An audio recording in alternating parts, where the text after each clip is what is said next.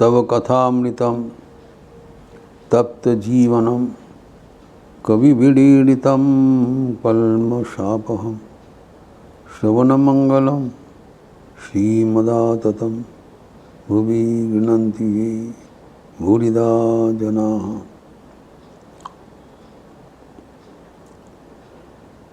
नृसिंह अवतार के बारे में चर्चा हो रहा था।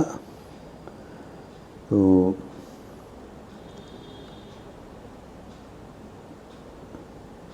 ये सब अवतार की बात हमें भक्ति उद्रेक करते हैं, इसलिए ये बारंबार चर्चा होना ज़रूरी है। नृसिंह अवतार में हम देखते हैं कि भगवान कैसे भक्तों को हर पल रक्षा करते हैं। अद्भुत कथा, जो ऐसी अद्भुत चरित्र और कहाँ पर नहीं मिलेगा।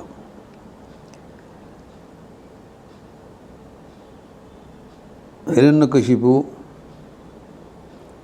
एक अत्याचारी असुर थे, जो कि दुष्चर तपस्या किया।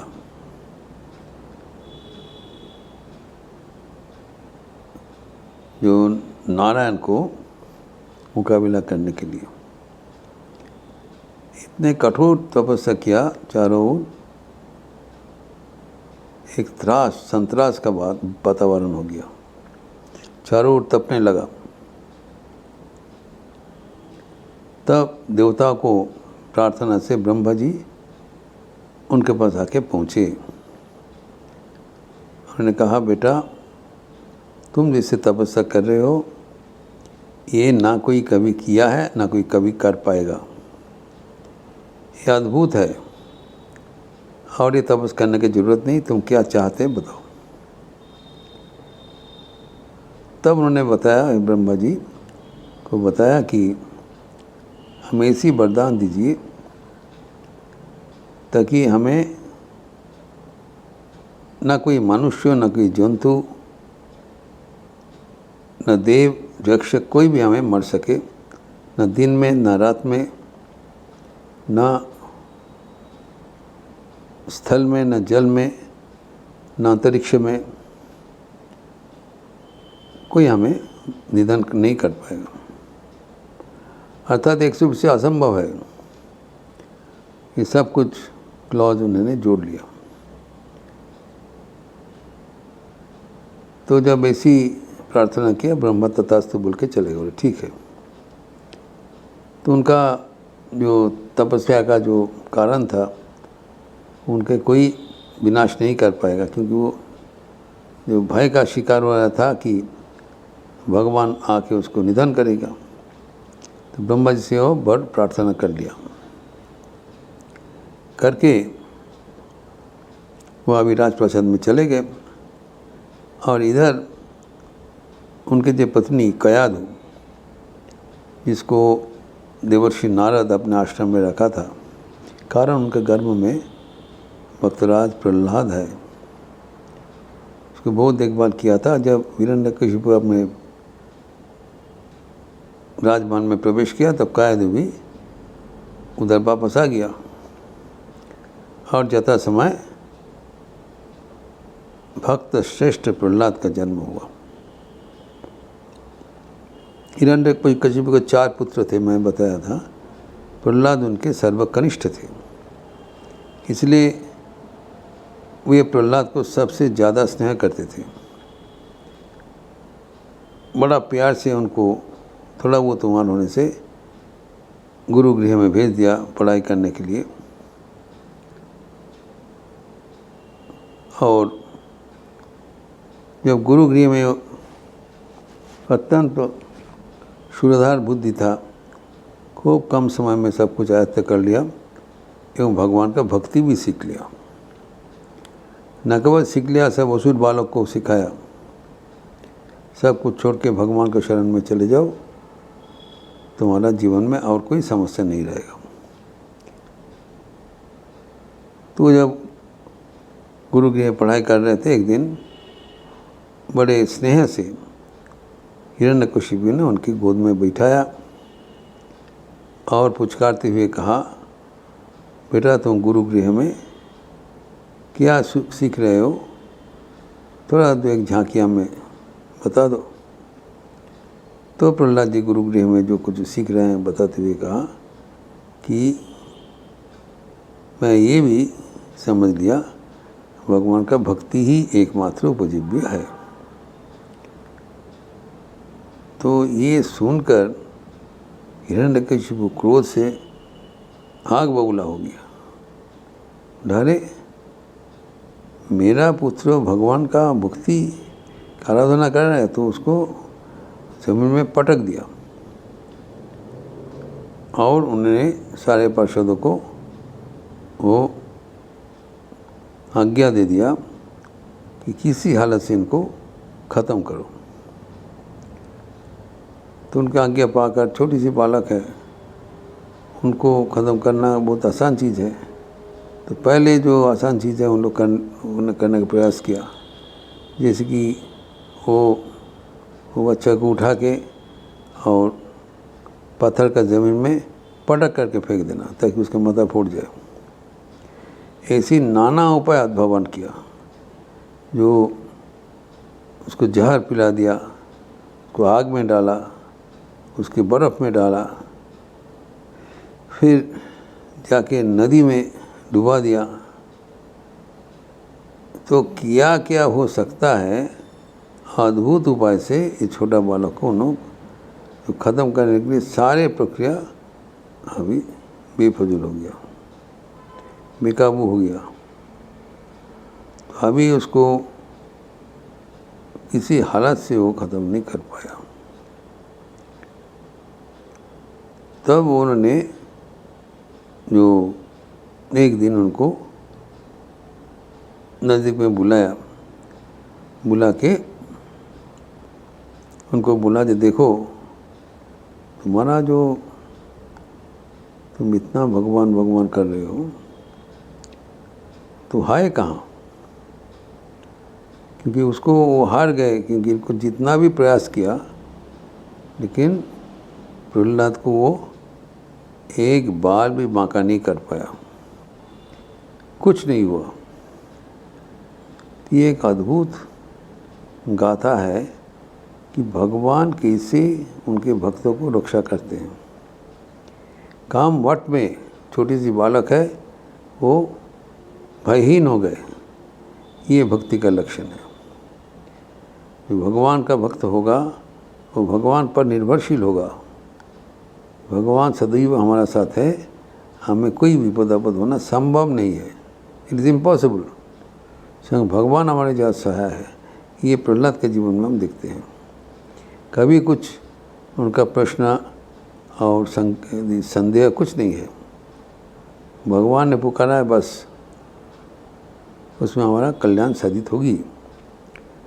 तो ये जब उनका इतना जो भगवान के प्रति विश्वास भरोसा है और सचमुच में उनका कुछ हुआ नहीं।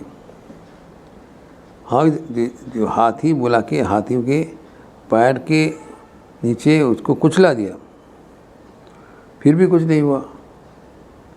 जितना प्रकार हो सकता है जो उसको मारने का जो फंदी, सब कुछ अप्लाई कर लिया। तो प्रहलाद को वो विनाश करने के लिए जितने उपाय संभव है सब कुछ प्रयोग किया। जहर पिलाया, सांप छोड़ दिया, जंतु को उनको सामने फेंक दिया, क्या क्या नहीं किया, लेकिन प्रहलाद का कुछ नहीं हुआ। ये भक्तों का एक बार भरोसा का बात है कि ऐसी अत्याचार किसी के ऊपर हम कल्पना भी नहीं कर सकते हैं, लेकिन प्रहलाद उसमें बिल्कुल वो डरा नहीं, कोई उनका चिंतन नहीं है। एवं सबसे बड़ा बात है, जो पिताजी उनको इतना अत्याचार कर रहे हैं वो भगवान के चरणों में उनके कल्याण के लिए प्रार्थना कर रहे हैं। This is the nature of an ideal devotee. भक्त तो कैसे होना चाहिए।